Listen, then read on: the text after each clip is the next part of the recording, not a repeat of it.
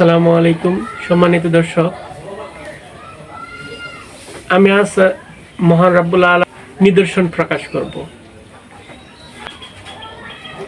এই মুরগিটা দীর্ঘ 6 মাস পর বা 1 বছর বয়স হয়ে গেলে সেটা বাচ্চা থেকে মুরগিতে রূপ, আর এই ডিম থেকেই অলৌকিকভাবে আল্লাহ সুবহানাহু ওয়া তাআলা দুনিয়াতে মুরগির তাপের মাধ্যমে হোক আবার মানে তাপের মাধ্যমে হোক এর ভিতর থেকে বাচ্চা বের হয়।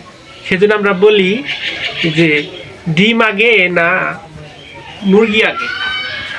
ডিম যদি আগে হয় তাহলে মুরগি এই ডিমকে তাপ দিবে কে? আর যদি মুরগি আগে হয় তাহলে ডিম যদি না থাকে তাহলে মুরগি হবে কিভাবে? এটাই আমরা গরমিল খেয়ে যাই এবং দ্বিধাদ্বন্দ্বে পড়ে যাই, মুরগি আগে না ডিম আগে।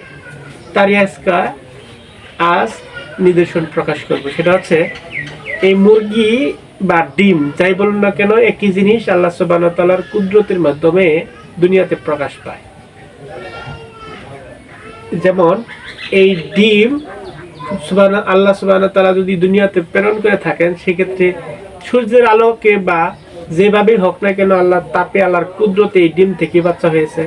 আর এই বাচ্চার কালক্রমে এই বাচ্চা ডিম দিয়েছে বা ডিমের মাধ্যমে আমরা দুনিয়াতে মুরগি পাই।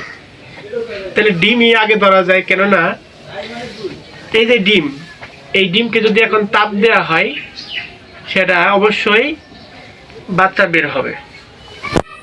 আর আল্লাহ সুবহানাহু ওয়া তাআলা আদমকে বানাইছে। আদম বানানোর পর মানুষকে কিন্তু বানায় না, মানুষকে গর্ভজাতের মাধ্যমে দুনিয়াতে প্রেরণ করে, সেজন্য আদম সন্তান বৃদ্ধি পায়। তদ্রূপ মুরগিকে আগে বানিয়েছিল, তারপরে মুরগির পর্যায়ক্রমে ডিম এসেছে। এই যে সব জায়গায় খালি দ্বন্দ্ব এইটুকুই। আর আজকে আমরা ডিমটার পরীক্ষা করব যে এই ডিমটা ভালো আছে কি মন্দ আছে, বা এই ডিমটা ক্রেক হয়ে গেছে কিনা। তার নিদর্শন রূপে এই যে মোবাইলের একটা টর্চ দেখতে পাচ্ছেন, এই টর্চ দিয়ে এই ডিমটার ভিতরে আমি এখন আলো দিলাম। আলো দিলে দেখতে পাচ্ছেন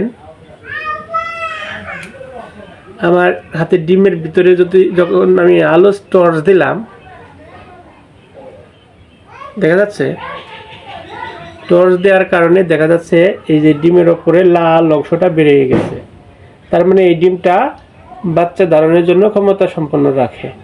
প্লাস হচ্ছে ডিমটা নষ্ট হয়ে গেছে, এখনো যদিও খাওয়া যাবে না, কারণ এই ডিমের এইভাবে আমরা ডিম পরীক্ষা করে থাকি। কি সুন্দর নিদর্শন আল্লাহ তাআলা।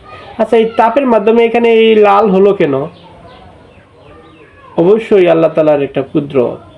সুবহানাল্লাহ। দিন শেষে আল্লাহ তাআলার প্রশংসা ছাড়া আর কিছুই করা যায় না। থ্যাংক ইউ সবাইকে, ধন্যবাদ অসংখ্য।